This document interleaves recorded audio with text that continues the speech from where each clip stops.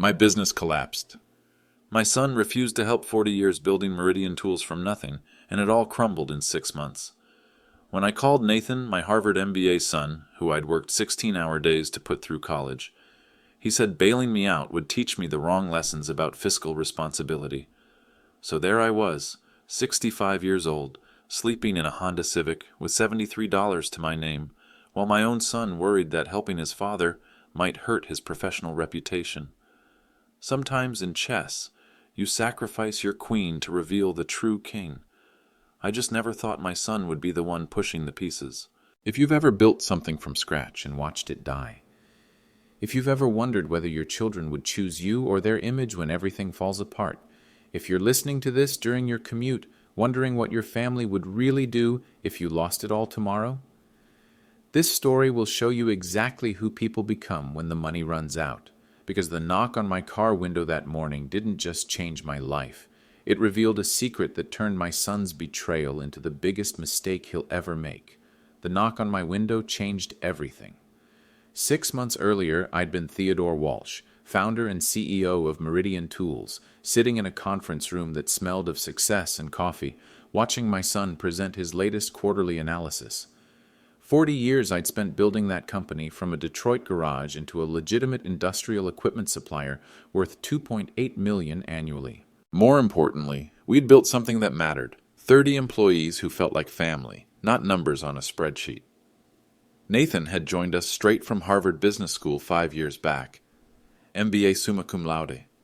Everything I dreamed my son would become. His mother Helen would have been so proud. She'd passed 8 years ago from cancer. Never got to see him graduate with honors. Never got to see him wear that tailored suit like he owned the world. Maybe that's why I poured all my remaining love into that boy. Maybe that was my first mistake. Dad, you're running this place like it's still 1985, Nathan would say during our quarterly reviews, his voice carrying that Harvard-trained authority that could make board members nod in agreement. Sentiment doesn't scale in modern business. You've got dead weight on payroll, and these loyalty bonuses are killing our profit margins quarter after quarter. He wasn't entirely wrong about the numbers, and that's what made it hurt worse. Chinese competitors had flooded the American market with industrial equipment priced below our raw material costs. The 25% tariffs President Trump had imposed helped some, but not enough to offset the damage already done. When our biggest client, a Detroit automotive manufacturer that had been with us for 15 years, filed for Chapter 11 bankruptcy, we lost 40% of our revenue in a single devastating phone call. We need to right-size immediately, Nathan had argued in that conference room, his PowerPoint presentation full of charts showing red numbers and declining projections. Cut the bottom 10% of performers, implement an immediate salary freeze, renegotiate all vendor terms to net 60 instead of net 30. It's basic business triage, Dad. You stop the bleeding first, then you figure out how to heal. But these weren't spreadsheet numbers to me. Behind every proposed cut was a real person with a real family depending on that paycheck. There was Maria Santos, our bookkeeper for 12 years, whose husband Carlos was fighting stage 3 colon cancer and couldn't work. There was Frank Morrison, our longest-tenured machinist, who had exactly 6 months and 11 days until his 30-year retirement kicked in. There was Jennifer Hayes, a single mother of twin 8-year-olds who worked double shifts to afford their after-school care. I chose loyalty. Nathan chose logic, and that choice would cost me everything I'd ever built. Nathan's last words still echoed, enabler. The foreclosure notice arrived on a Tuesday morning that felt like the end of the world, delivered by a process server who looked like he'd rather be anywhere else. 40 years of mortgage payments every single month without fail, and now the bank wanted their $485,000 immediately. I'd known it was coming. You can't borrow against your house to save a failing business without eventually facing the mathematical reality of compound interest and missed payments. But seeing the official paperwork, the court date circled in red ink, the timeline for eviction spelled out in legal terminology, made it real in ways that Excel spreadsheets and sleepless nights never could. I'd already liquidated everything else. My retirement accounts, gone poured into keeping the business afloat for 3 extra months. My life insurance policy, cashed in early for a fraction of its value. The vintage Mustang that Helen and I had restored together during the early years of our marriage sold to a collector who probably didn't understand that every bolt in that engine represented a weekend we'd spent together in the garage, her handing me tools while we dreamed about Nathan's future. The phone call to Nathan that Tuesday morning took more courage than I thought I had left. Maybe desperation made me foolish, but I still believed that blood meant something, that the man I'd raised would remember the values I'd tried to teach him. "Dad, I really can't keep having this conversation." His voice was cold, professional, like he was rejecting a vendor proposal during a routine business call.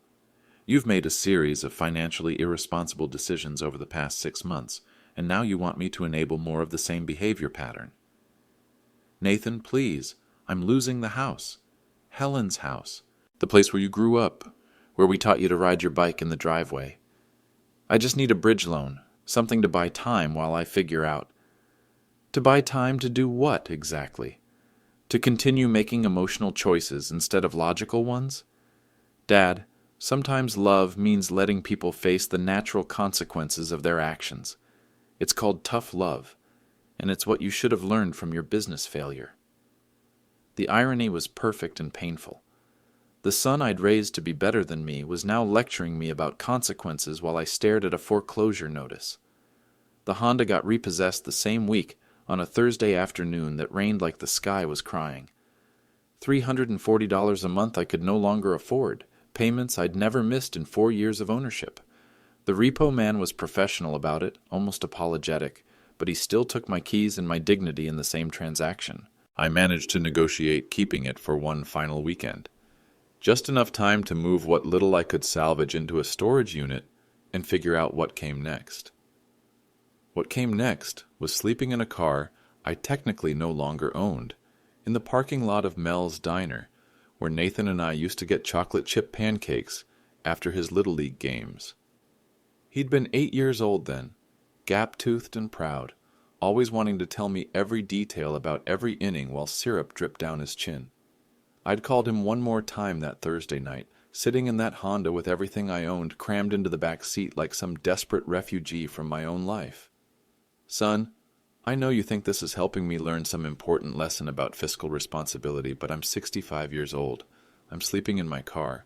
I lost the business, the house, everything I spent 40 years building. Maybe it's time to reconsider whether—" "Dad, stop right there."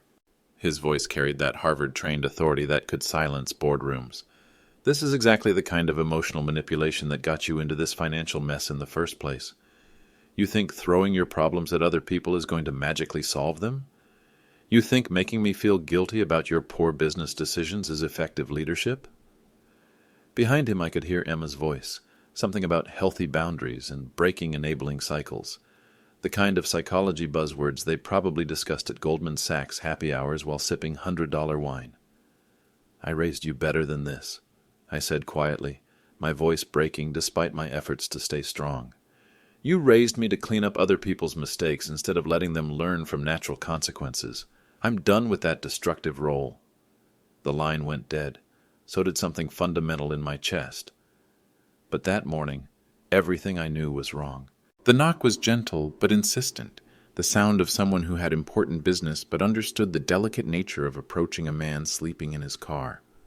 I jerked awake, my neck protesting sharply from the awkward angle I'd managed to sleep at, my mouth dry with the taste of defeat and desperation. Outside the passenger window stood a man in his mid-60s, impeccably dressed despite the early morning hour. Dark wool coat that probably cost more than my monthly mortgage payment had been. Polished Italian leather shoes that reflected the parking lot lights like mirrors. Silver hair perfectly styled even at 7 in the morning. "Good morning, Theodore. Rough night, I imagine." I rolled down the window, my mind struggling to catch up with the strangeness of this encounter. A well-dressed stranger knowing my name in a diner parking lot at dawn felt like the beginning of either salvation or a very elaborate scam. "I'm sorry. Do we know each other? How exactly do you know my name?" He offered the kind of warm, genuine smile you don't expect from strangers in parking lots. The smile of someone who has good news and is genuinely pleased to deliver it. "Alfred Pemberton. I work for the Blackwood family, and you, sir, have been a very difficult man to find." The Blackwood name meant absolutely nothing to me, just syllables in the morning air. "I think you've got the wrong person, Mr. Pemberton. I'm nobody special, just a man who made some bad business decisions." Theodore Blackwood Walsh, born October 15, 1958, Detroit General Hospital, son of Dorothy Mae Walsh, formerly Dorothy Mae Blackwood, grandson of James Arthur Walsh, who was born James Arthur Blackwood before he legally changed his name in 1951. My blood went ice cold, every nerve ending suddenly alert. Nobody knew about my grandfather's name change except family members who'd been dead for decades. My mother had mentioned it exactly once, during her final hospital stay when the morphine made her talkative about old secrets, something vague about family history and earning your way in the world. "Sir, I think we need to discuss your grandfather." Alfred gestured toward a black Mercedes S-Class parked across the lot, the kind of car that costs more than most people's annual salary, with tinted windows that suggested serious money and serious privacy. "I represent certain interests that have been looking for surviving members of your bloodline for quite some time now. I don't understand any of this. My grandfather died when I was 12 years old. He was just a factory worker who changed his name because he thought Walsh sounded more American than Blackwood. There's nothing special about our family, nothing worth—" "Mr. Walsh, your grandfather was born James Arthur Blackwood." He was the younger brother of Harrison Blackwood Sr., founder of what is now a pharmaceutical empire worth approximately $2.8 billion. The parking lot seemed to tilt sideways, reality shifting in ways that made my empty stomach lurch. That's impossible. We would have known. My mother would have told me something that important. The current head of the family, Harrison Blackwood Jr., has been attempting to locate surviving bloodline members for the better part of 2 years. Your grandfather was disinherited in 1951 for marrying beneath his station. Your grandmother was considered entirely unsuitable by the social standards of that era. Alfred reached into his coat and produced a manila folder thick enough to serve as a weapon, heavy with the weight of documented truth. 47 pages of genealogical research, DNA analysis, legal documentation, and private investigator reports. You, Theodore Walsh, are the last surviving direct descendant of the Blackwood bloodline. I took the folder with hands that trembled slightly. 47 pages of proof that my entire understanding of my family history had been carefully constructed fiction. My grandfather's name opened a door I never knew existed. The Blackwood estate occupied 17 manicured acres in the kind of neighborhood where you needed a personal invitation just to breathe the air without permission. Alfred guided me through wrought iron gates that probably cost more than my house had been worth, past gardens that looked like they'd been transplanted directly from European royalty, toward a mansion that belonged in architectural magazines rather than the real world where people like me struggled to pay rent. "Master Blackwood is waiting in his private study," Alfred explained as we approached limestone steps leading to a front door that could have graced a cathedral. "He's been quite eager to meet you ever since we confirmed your identity." Inside, the house whispered money in ways I'd never experienced.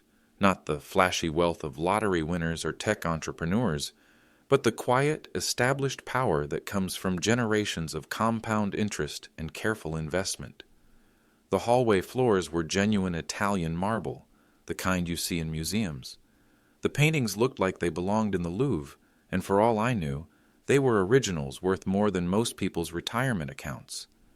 Harrison Blackwood rose from behind a desk that could have served as an aircraft carrier, commanding enough space to host peace negotiations between small countries. 83 years old, according to Alfred, but with the physical presence and mental sharpness of a man half his age. His handshake was firm without being aggressive, his eyes sharp with the kind of intelligence that had been making billion-dollar decisions for 6 decades, without a single major mistake. "Theodore, my God, you look exactly like your grandfather James at your age. The same jawline, the same eyes, even the same way of standing like you're ready to take on the world or die trying." He gestured to a leather chair across from his desk that probably cost more than most people's cars. "Alfred tells me you've had some rather difficult times recently." "That's certainly one way to put it," I said, settling into leather so soft it felt like sitting on a cloud. "Though I'm still not entirely sure why my personal disasters would matter to someone like you." Blackwood's expression grew serious.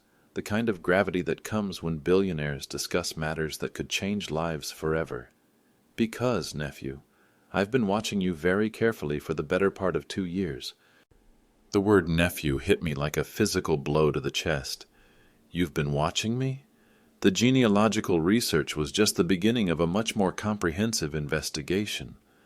Once we confirmed your genetic identity through DNA analysis, I needed to understand who you'd become as a man, your character, your values, how you handled pressure when everything was falling apart around you. He opened a file drawer that looked like it belonged in the Pentagon and produced a folder twice as thick as the genealogy report. 24 months of discrete observation, financial records, business decisions, employee relationships, vendor interactions, personal choices under extreme stress, everything that matters when evaluating someone's true character. My mouth had gone completely dry. You've been spying on me for 2 years? I've been evaluating you for potential inheritance of significant family wealth. There's a very important difference between surveillance and character assessment. Blackwood leaned forward, his expression intense. Theodore, do you understand why your grandfather was disinherited back in 1951? My mother said he married beneath his station, whatever that means. Your grandmother, Dorothy, was a factory worker's daughter. Beautiful, intelligent, hard-working, but completely unsuitable by the rigid social standards my father's generation applied to marriage within wealthy families. When James chose love over legacy, when he chose character over social climbing, my father cut him off completely. No contact, no inheritance, no acknowledgement that he'd ever existed. The old man's voice carried decades of regret and what-if scenarios. I was 12 years old when James left the family forever. I spent the next 71 years wondering what kind of men my brother's bloodline had produced. Whether they'd inherited the Blackwood character or lost it entirely in pursuit of ordinary middle-class concerns. And what did your investigation conclude? And then I watched you choose to lose everything you'd built, rather than abandon the people who depended on you for their livelihoods. The room fell silent except for the ticking of a grandfather clock that probably cost more than my house had been worth before the foreclosure. Theodore, there's an $85 million trust fund that's been waiting for the right heir for almost 20 years. I actually laughed out loud, not with humor, but with the kind of hysteria that comes when reality becomes so absurd that your mind can't process it properly. You're telling me that while I was sleeping in my car with $73 to my name, I was secretly heir to $85 million? You were secretly being tested for your worthiness to inherit that fortune. That stopped the laughter immediately. Tested how?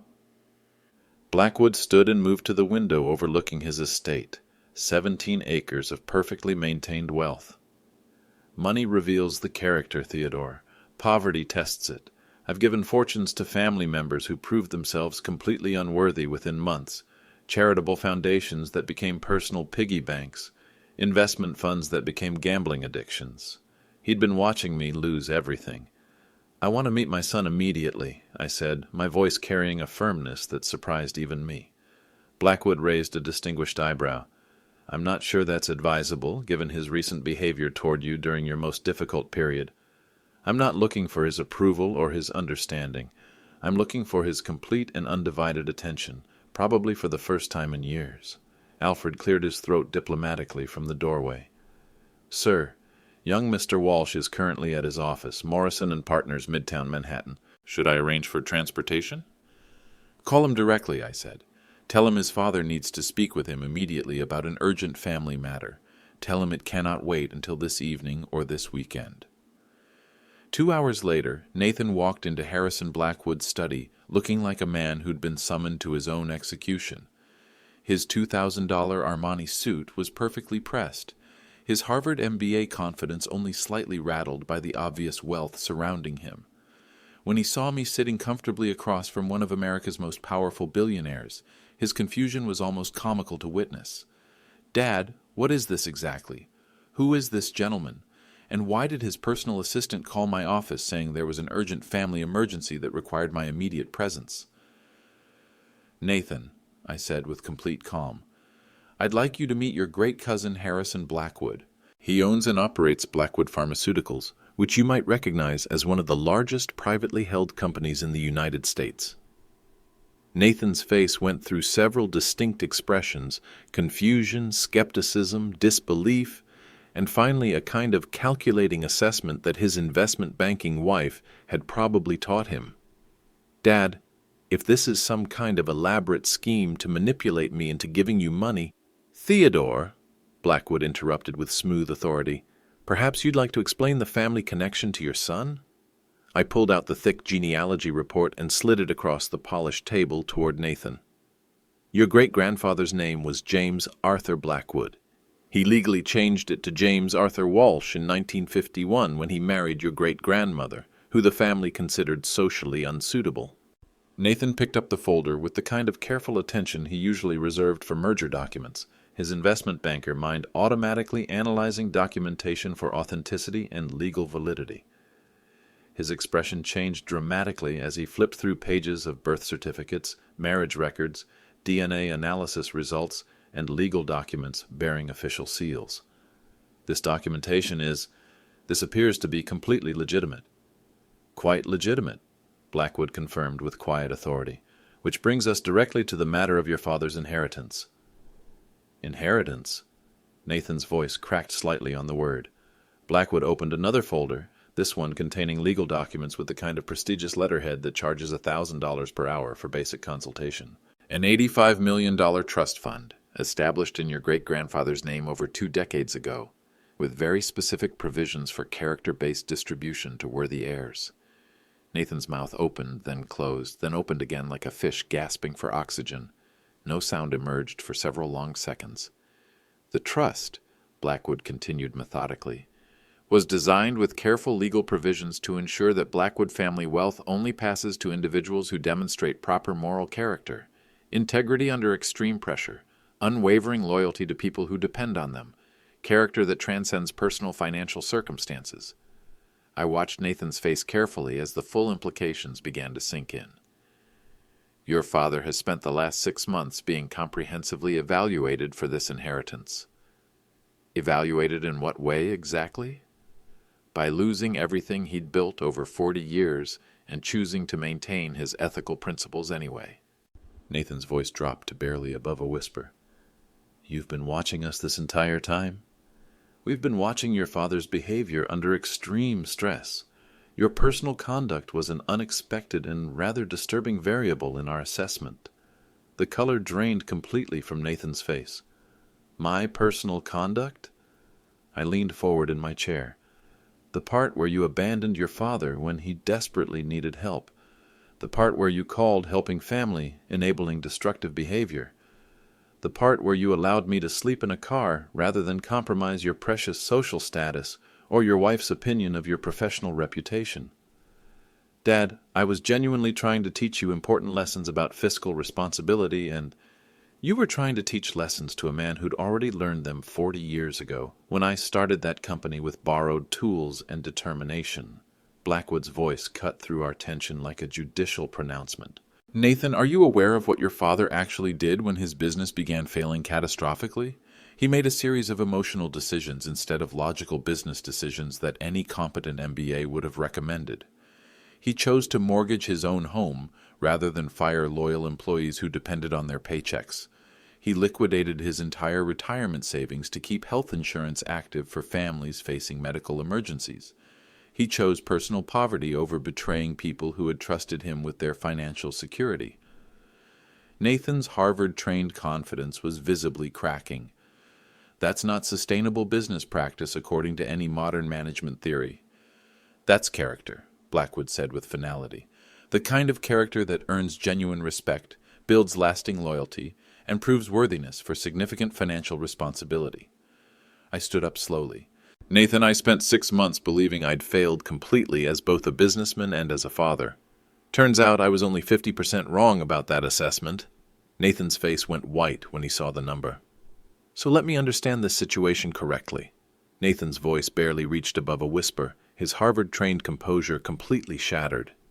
"While I was worried about protecting my professional reputation and avoiding any appearance of family financial instability, Dad was actually being evaluated for an $85 million inheritance." That assessment is entirely correct, Blackwood confirmed with clinical precision. And instead of supporting him during the most difficult period of his life, Nathan's voice trailed off as the full magnitude of his failure began to register. You abandoned him completely, I finished the sentence for him. You chose your social status and your wife's family's approval over your own father's welfare. Nathan slumped in his chair like someone had physically cut the strings holding him upright. Oh my God! Oh my dear God! What have I done to you? You showed us exactly who you are when tested under pressure, Blackwood said, not unkindly but with absolute clarity. The question now becomes whether that's who you want to remain for the rest of your life.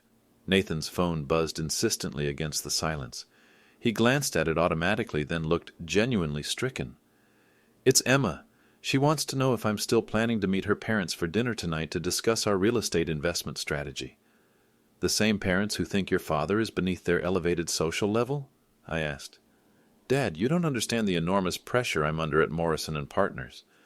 The senior partners track everything about our personal lives, client relationships, family financial stability, social connections, even our spouses' family backgrounds. Emma's family has extensive connections throughout the financial district. Her father sits on 3 different corporate boards and personally knows half the Fortune 500 CEOs in America. And what exactly does your father sit on? Nathan's mouth worked silently for several long seconds, his mind clearly struggling to find an answer. I honestly don't know anymore. I thought you were just... Your father, Blackwood interjected with quiet authority, sits on a documented 40-year record of ethical business practices that would make most corporate executives ashamed of their own compromises. He has 30 former employees who've written unsolicited character references despite being laid off. He has vendors who've offered to continue working without payment because they trust his word completely. But from a purely financial standpoint, your father chose principle over profit so consistently that he earned the respect and attention of a man worth $2.8 billion. Nathan looked back and forth between Blackwood and me like he was seeing us both for the first time in his life. Dad, I thought you were just making emotional decisions that would eventually bankrupt our entire family. I did make emotional decisions. I chose to care about people over spreadsheets, about loyalty over quarterly profits. And yes, those choices bankrupted me financially, but apparently they proved something more important than net worth. Nathan's phone buzzed again, more insistently this time. He didn't look at it. Emma keeps texting, he said absently, staring at the phone like it contained a bomb. What does she want now? She wants to know if we're still planning to submit the down payment for the Manhattan condo next week. The seller is expecting $300,000. The room fell into complete silence. Nathan, I said very carefully, that down payment alone is more money than most American families see in 5 years of combined income. You were worried that I might ask you for, what, $10,000? $20,000?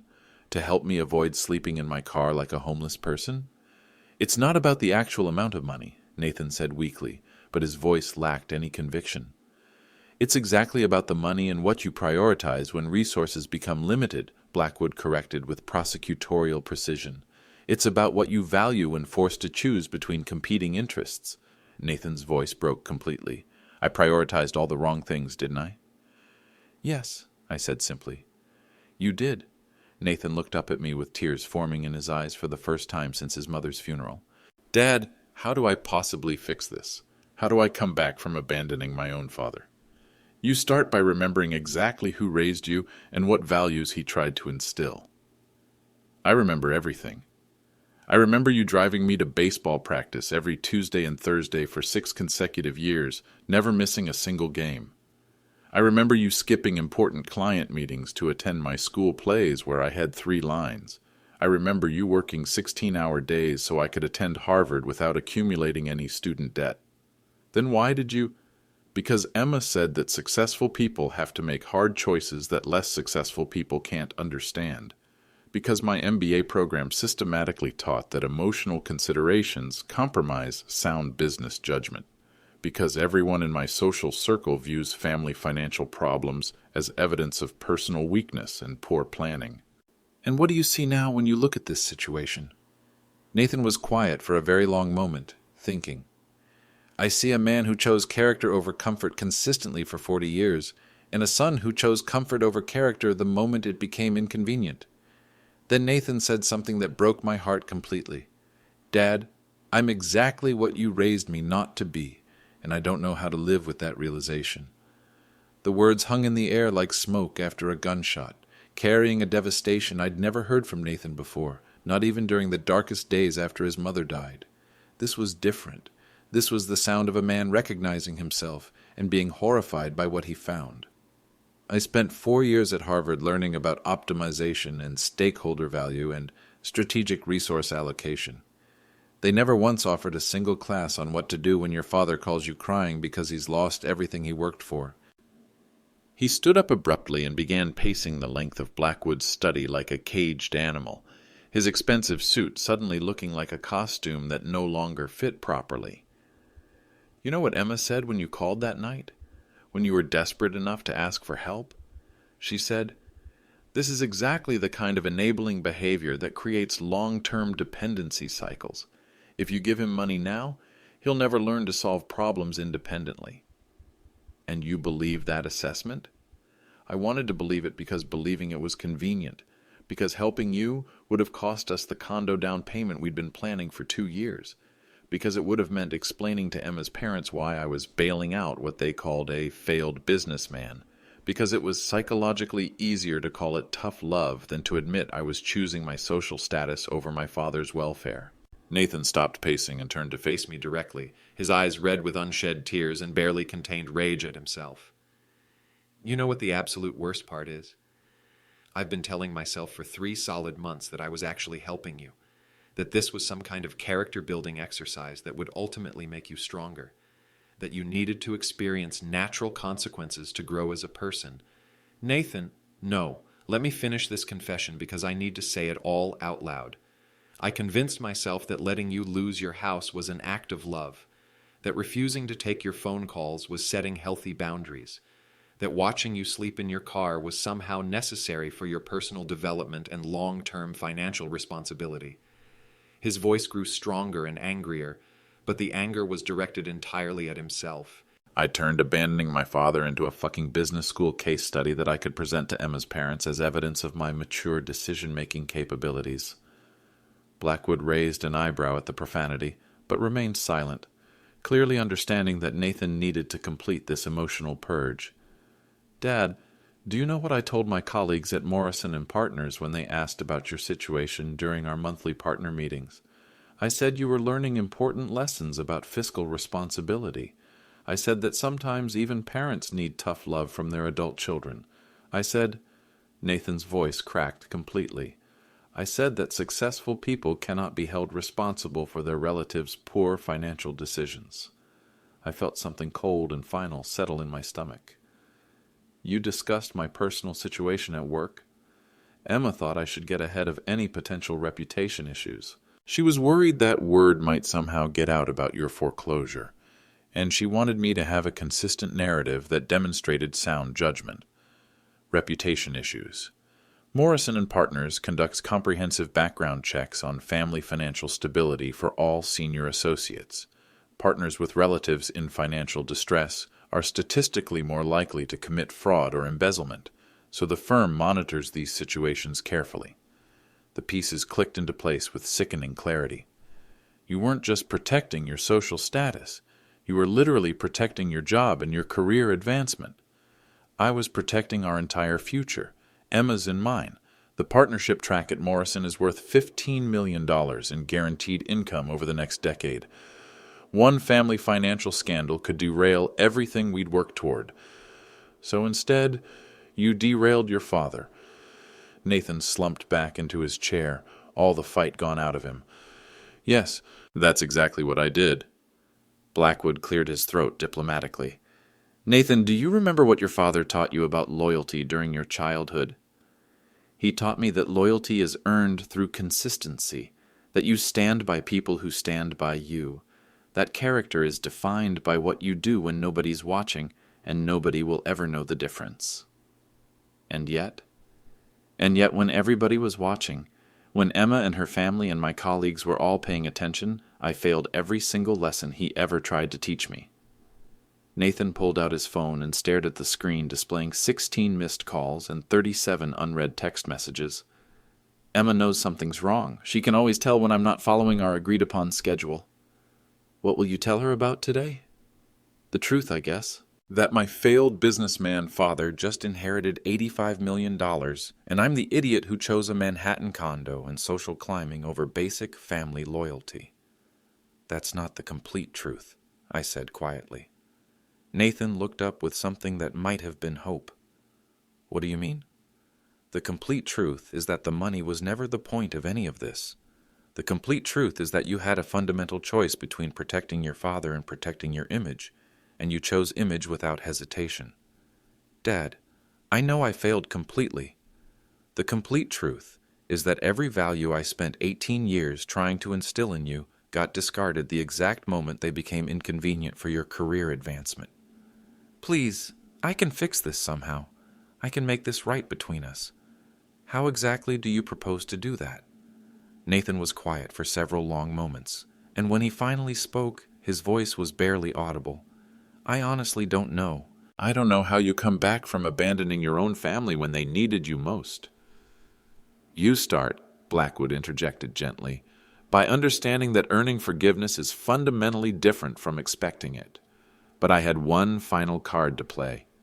Alfred, I called out toward the doorway, would you please bring in those letters we discussed?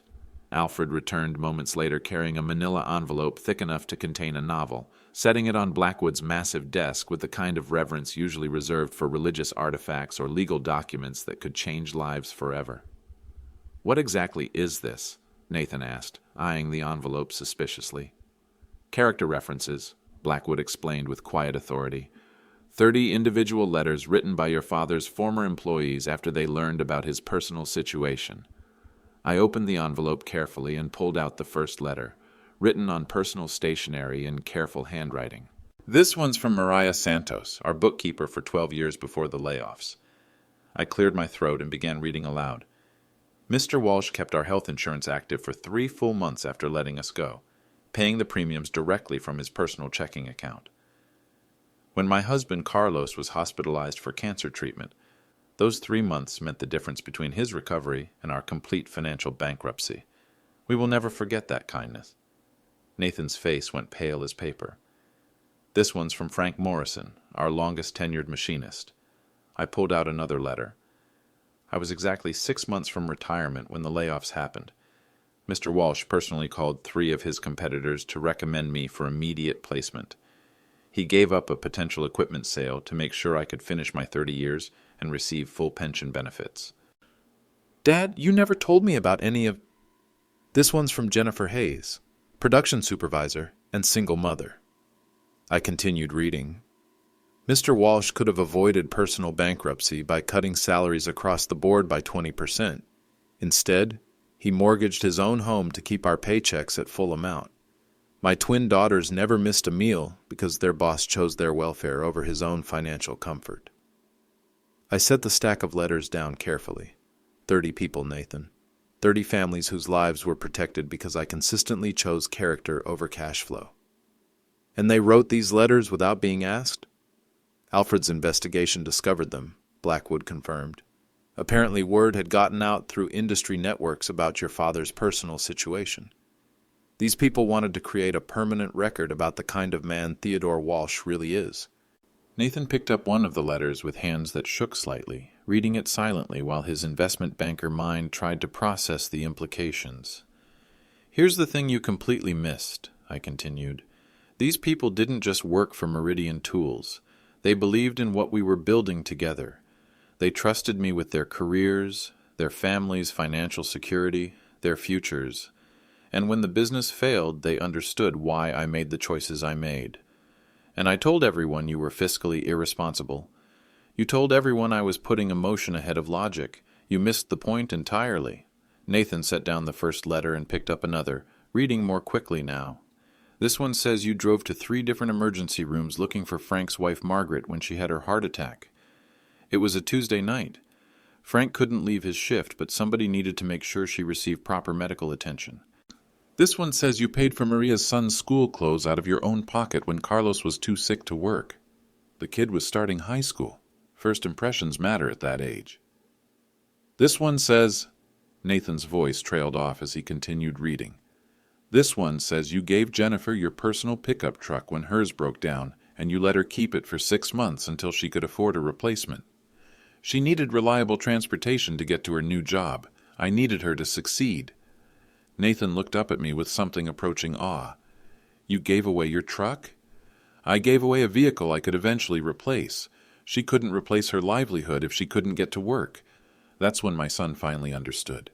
Nathan set down the final letter and looked at me with eyes I hadn't seen since he was 12 years old, vulnerable, young, completely lost, and finally beginning to understand the magnitude of what he'd done. Dad, how do I possibly come back from this? You start by understanding that you can't. He flinched like I'd physically slapped him across the face. What do you mean? I mean, you cannot undo abandoning your father when he desperately needed help. You cannot retroactively choose family over social status. You cannot take back 3 months of letting me believe I'd failed completely as both a businessman and a parent. Nathan's voice was barely a whisper. So there's no way to fix this relationship? There's no way to fix this, but there might be a way to build something entirely new. What's the difference? I stood up and moved to the window overlooking Blackwood's estate. 17 acres of perfectly manicured wealth, representing the kind of financial security I'd never imagined possible 6 hours ago. Fixing implies going back to what existed before. Nathan, I don't want to go back to having a son who abandons family whenever it becomes socially or financially convenient. Then what do you want? I turned to face him directly. I want a son who understands that love is unconditional, but respect must be earned through consistent actions. I want a son who chooses character over comfort, even when it costs him something significant. How do I prove that I can be that person? You don't prove it with words or promises. You live it, day after day, choice after choice, until consistency becomes character and character becomes your identity. Nathan was quiet for a long moment, thinking. What would that actually look like in practice? Blackwood cleared his throat. If I may interrupt, there are some practical legal matters we need to discuss. Such as? The trust fund comes with very specific conditions, not just for your father, but for any potential designated heir. Nathan straightened in his chair. What kind of conditions exactly? Character demonstration over time, ethical decision-making when it costs something personally, proof that Blackwood family values have been properly internalized and will be maintained. And if the designated heir fails to meet those conditions, the inheritance passes entirely to pre-selected charitable organizations. Nathan's face went white. All $85 million? Every single dollar. I sat back down across from my son. Nathan, this isn't about money, and it never was about money. Then what is it about? It's about becoming the kind of man your mother would be proud of. It's about honoring the lessons you were taught instead of discarding them when they become inconvenient for your career advancement. Nathan's phone buzzed again, but this time he powered it off completely without even glancing at the screen. That's Emma, he said absently. What does she want this time? Nathan stared at the powered-off phone for several long moments. She's probably panicking because word got out at Goldman Sachs that I was called away for an urgent family matter. She's worried the partners will think there's some kind of financial crisis that could affect my promotion prospects. Is there? Not anymore, apparently. So what are you going to tell her? Nathan continued staring at the phone. I'm going to tell her that my priorities were fundamentally wrong, and I need to make some dramatic changes in how I live my life. Such as choosing family over image, such as learning what my father actually taught me instead of what business school tried to replace it with. And the Manhattan condo? Nathan looked up at me. Dad, if I buy that condo, it's with money I was willing to let you sleep in a car to protect. That's one way to look at it. How else should I look at it? You could look at it as an opportunity to make different choices moving forward. Nathan was quiet for several minutes, clearly thinking hard about something. Dad, what if I withdrew from the condo purchase entirely and used that $300,000 to restart Meridian Tools? What about Emma? Emma will have to decide if she's marrying me or marrying my earning potential. Blackwood smiled for the first time since Nathan had arrived. Now that sounds like genuine character development. But there's more, Nathan continued, his voice gaining strength. What if we hired back all 30 employees? What if we offered them ownership stakes instead of just wages? What if we built something that actually honored the values you spent 40 years trying to teach me? I felt something tight in my chest begin to loosen for the first time in months. That sounds like the kind of decision your mother would definitely approve of. The money was mine, but my son's respect. You start with complete accountability, I said. Full transparency about what happened and why it happened. Nathan nodded seriously. What does that look like in practical terms? It looks like calling each of those 30 employees personally and apologizing for not supporting the man who protected their families when he could have protected himself instead. Okay, what else? It looks like explaining to Emma's parents that your father isn't a failed businessman. He's a man who chose principle over profit consistently enough to earn the respect of a billionaire. And if they don't understand or approve, then you'll know whether you're marrying into a family that shares your values or a family that fundamentally contradicts them. Nathan was quiet for a moment, processing. Dad, what about the inheritance conditions? What exactly would I need to demonstrate to qualify as a potential heir? I looked at Blackwood. Harrison, what exactly would Nathan need to prove over time? Character under extreme pressure. Ethical decision-making when it costs something significant personally. Unwavering loyalty to family and principles over personal advancement or financial gain. What's the evaluation time frame? Traditionally, we observe candidates for 2 full years. Nathan's face went pale. 2 years? Character isn't built in a weekend or demonstrated in a month, son. It's proven through consistent choices over extended time periods. But what if I fail? What if I make the wrong choice during those 2 years? I leaned forward. Nathan, that's exactly the wrong question to be asking. What's the right question? The right question is, what kind of man do you want to be, regardless of any potential inheritance? Nathan sat back down, his expression thoughtful. I want to be the kind of man who doesn't abandon family when they're vulnerable. I want to be the kind of man who puts people before profit margins. I want to be the kind of man who honors the values he was taught instead of discarding them for social convenience. Then be that man. It's that simple. It's that difficult. Blackwood cleared his throat. Theodore, there's one final matter we need to discuss before concluding today's meeting. Which is? The trust fund activates immediately upon your formal acceptance. $85 million available for your use however you see fit. The number still didn't feel real, like Monopoly money from a children's game. And Nathan's potential inheritance remains contingent on character demonstration over the next 24 months. Nathan spoke up. Dad, what will you do with the money? I'd been thinking about that question since Alfred first knocked on my car window. First, I'm going to restart Meridian Tools properly. Employee ownership structure, living wages, health benefits that don't disappear when times get tough. And, second, I'm going to establish a foundation for family businesses facing the kind of crisis I just survived. Bridge loans, expert consultation, comprehensive support systems. What about yourself? I smiled. Son, I've spent 3 months learning to live on $73. After that educational experience, $85 million feels like more money than any single person could possibly need. Nathan was quiet for a long moment. Dad, can I ask you something personal? Anything. Do you forgive me? I thought about the question very carefully. Nathan, forgiveness isn't something you ask for. It's something you earn through changed behavior over extended time. So the answer is no. The answer is, show me who you're becoming and forgiveness will take care of itself. Comment below. What's true wealth to you?